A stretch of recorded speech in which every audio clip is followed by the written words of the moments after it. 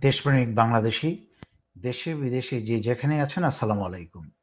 ভারত যেন অসন্তুষ্ট না হয় তাই ২০০১ সালে বড়ইবাড়ি রৌমারীর বিজয়কে কখনোই উন্মোচিত হতে দেয়নি বা তাদের বীরদেরকে কখনো সম্মান পেতে দেয়নি।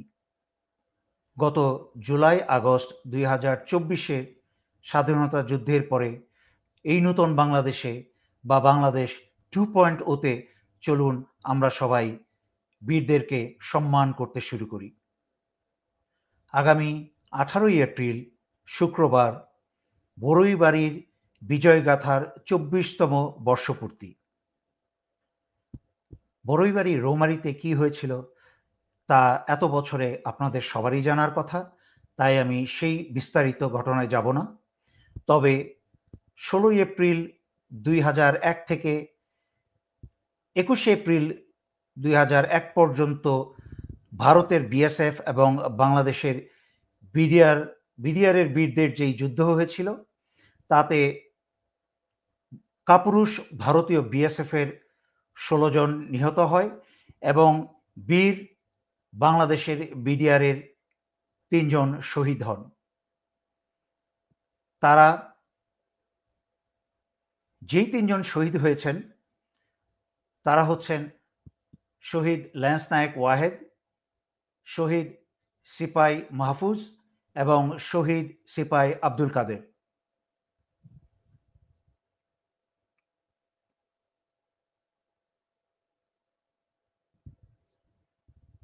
রৌমারীর এই যুদ্ধ আরও একটি অনন্য দৃষ্টান্ত স্থাপন করে বাংলাদেশের ইতিহাসে যে স্বাধীনতা রক্ষা বা সার্বভৌমত্ব রক্ষা শুধুমাত্র ইউনিফর্ম পরিহিত সরকারি চাকুরিজীবীদের নয়, তা সকল বাংলাদেশির দায়িত্ব।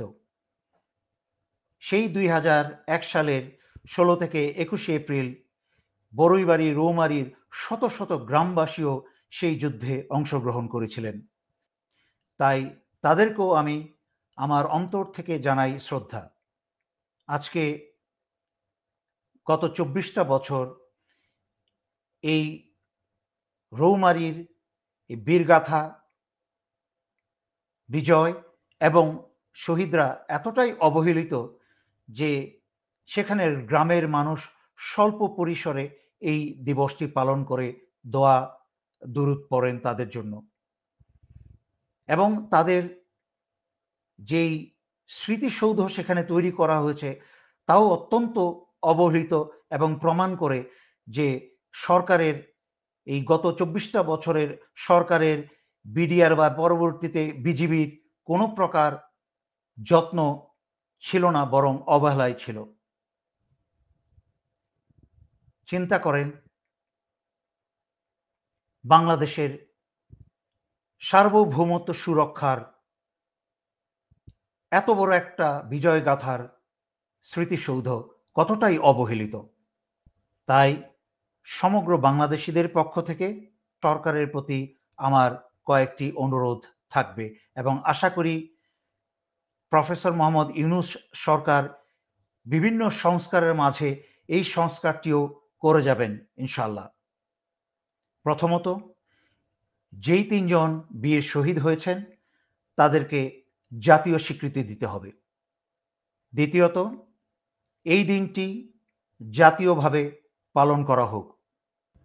এই দিবসকে পালন করা হোক জাতীয় সার্বভৌমত্ব সুরক্ষা দিবস হিসেবে, যেন এই দিবসে সমগ্র বাংলাদেশের সীমানায় প্রতিটি গ্রামের মানুষ এবং সার্বিকভাবে বাংলাদেশের সকল মানুষ স্মরণ করে এই দিবসের কথা এবং প্রতিজ্ঞাবদ্ধ হয় যে স্বাধীনতা এবং সার্বভৌমত্ব রক্ষায় প্রতিটা জনগণের দায়িত্ব আছে এবং সদা সর্বত্র তারা প্রস্তুত থাকে। তৃতীয়ত, এখানে একটি নন্দনীয় স্মৃতিসৌধ তৈরি করা হোক এবং এমন উচ্চতায় এই স্মৃতিসৌধটা তৈরি করা হোক যেন ভারতীয়রা ওই পার থেকে দেখতে পারে বাংলাদেশে বড়ইবাড়ি রৌমারীর এই বিশাল স্মৃতিসৌধ বা স্মৃতিস্তম্ভ, এবং তা দেখে তারা প্রতিদিন স্মরণ করে যে তারা কি মারটি খেয়েছিল বাংলাদেশিদের কাছ থেকে। সর্বশেষ এই বীরত্বের গল্প বাংলাদেশিদের নতুন প্রজন্ম এবং পরবর্তী প্রজন্মের অন্তরে গেঁথে দিতে হবে, যেন তাদের মাঝখানে প্রতিনিয়ত একটা বীর জেগে থাকে এবং দেশের স্বাধীনতা সার্বভৌমত্ব রক্ষায় তারা প্রাণ দিতে দ্বিধা না করে। তা হচ্ছে, আমি সরকারকে অনুরোধ করব, এই বড়ইবাড়ি রৌমারীর এই যুদ্ধের পূর্ণ ঘটনা এবং বীরত্ব গাথা ষষ্ঠ অথবা সপ্তম শ্রেণীর পাঠ্যপুস্তকে অন্তর্ভুক্ত করা হোক।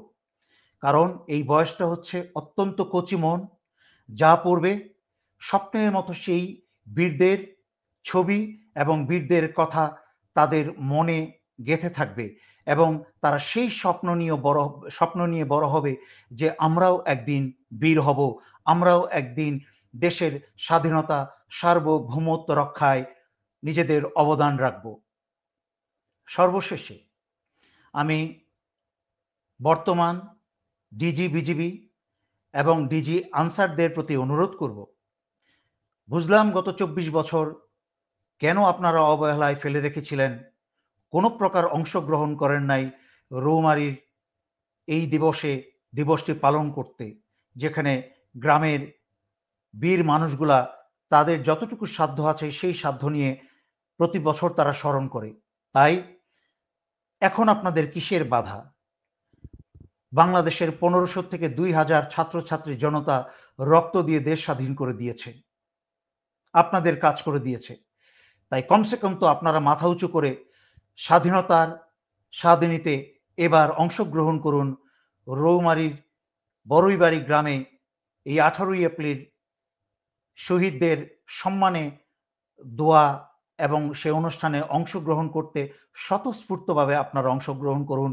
বিজিবির এবং আনসারদের সদস্যদের যাদেরকে পারেন তাদেরকে নিয়ে, এবং যতটুকু পারেন সেই আর্থিক সহায়তা দিয়ে সেখানে অংশগ্রহণ করুন, এবং আশা করি আপনারা করবেন। ১৮ই এপ্রিল সমগ্র জাতি তাকিয়ে থাকবে বিজিবি এবং আনসারের ডিজিরা কি করেন তা দেখার জন্য দেশ তাকিয়ে থাকবে। আশা করি নিজেদের যোগ্যতা, দেশপ্রেম এবং দায়িত্ব প্রমাণ করবেন। এই বলে আজকের জন্য এখানেই শেষ করছি। আসসালামু আলাইকুম।